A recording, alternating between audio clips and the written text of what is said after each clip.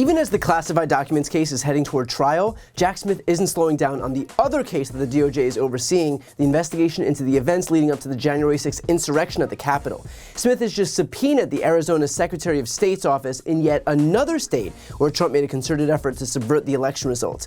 According to AZ Central, the subpoenas sought information related to two lawsuits, one from Trump's campaign and another from former Arizona Republican Party Chairwoman Kelly Ward, that alleged errors and fraud in the 2020 presidential results. And because the Arizona Secretary of State, Adrian Fontes, is a pro-democracy crusader and also a Democrat now, his office and the law firm that represents it are complying with all of the requests. This move comes in the immediate aftermath of the news revealed in the Washington Post that Trump had also pressured Arizona Governor Doug Ducey to overturn the election results in his state in 2020. Of course, Ducey didn't bend to Trump's will, ultimately opting to certify Arizona's election results and award Biden the state's 11 electors. Of course, Ducey's decision to follow the law angered Trump so much that he decided to call the Arizona governor while he was publicly signing the certification paperwork.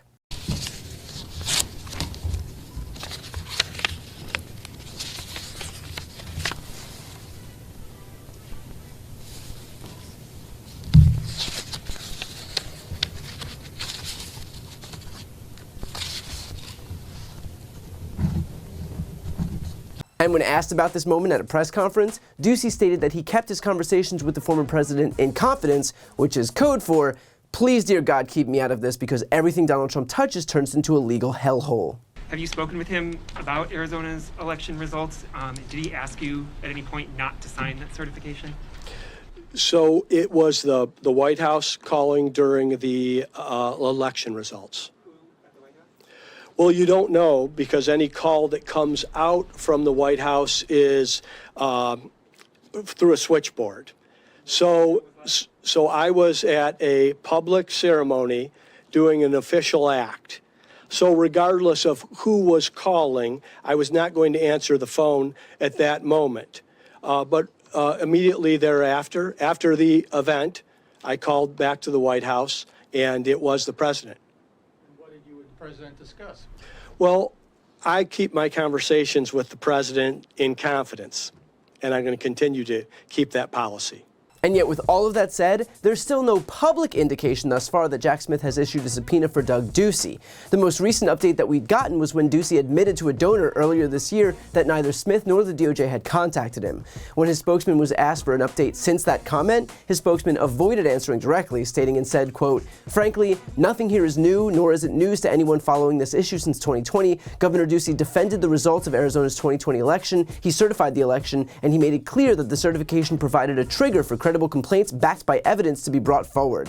None were ever brought forward. The governor stands by his action to certify the election and considers the issue to be in the rearview mirror. It's time to move on. Yet while Ducey might want to move on, Jack Smith clearly has other plans. The DOJ has met with a raft of other Arizona officials, including House Speaker Ben Toma, who sat for an hours-long interview with multiple investigators in March.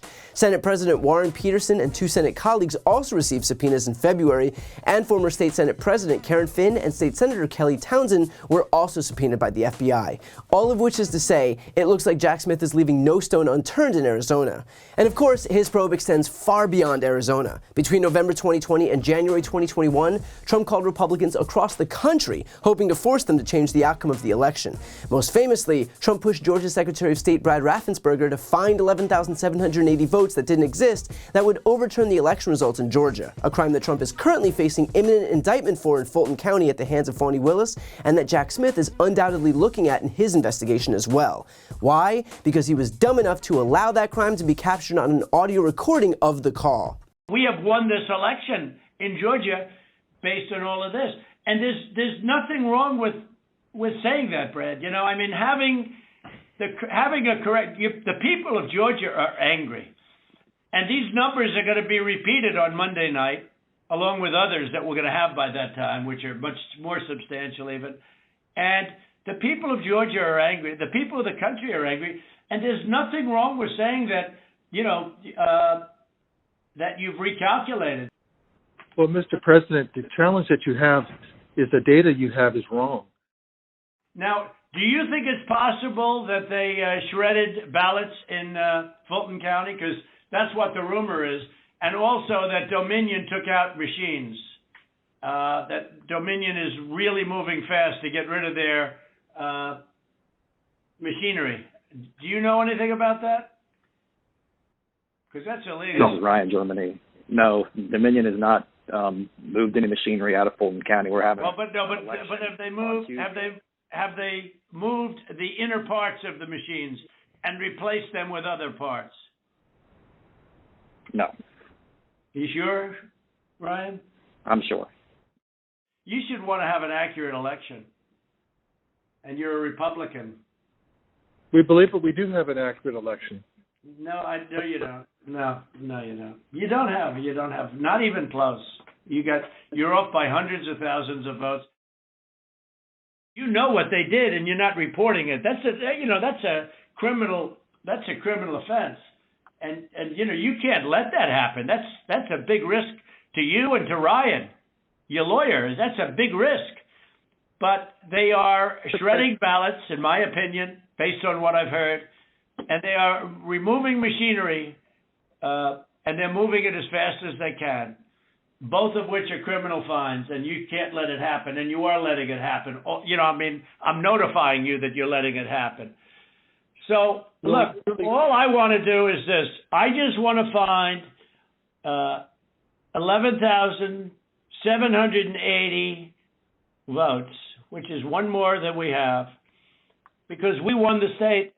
Now, in fairness, I should note too that one point of frustration in all of this is that it took the appointment of Special Counsel Jack Smith for any of these people to be contacted, meaning that when it was just Attorney General Merrick Garland who was overseeing this investigation, apparently none of these people had been contacted or subpoenaed. And not for nothing, but if your job is supposedly to be the top law enforcement official in the United States of America, and you are too afraid to take steps to actually enforce the law, then that doesn't exactly inspire much confidence.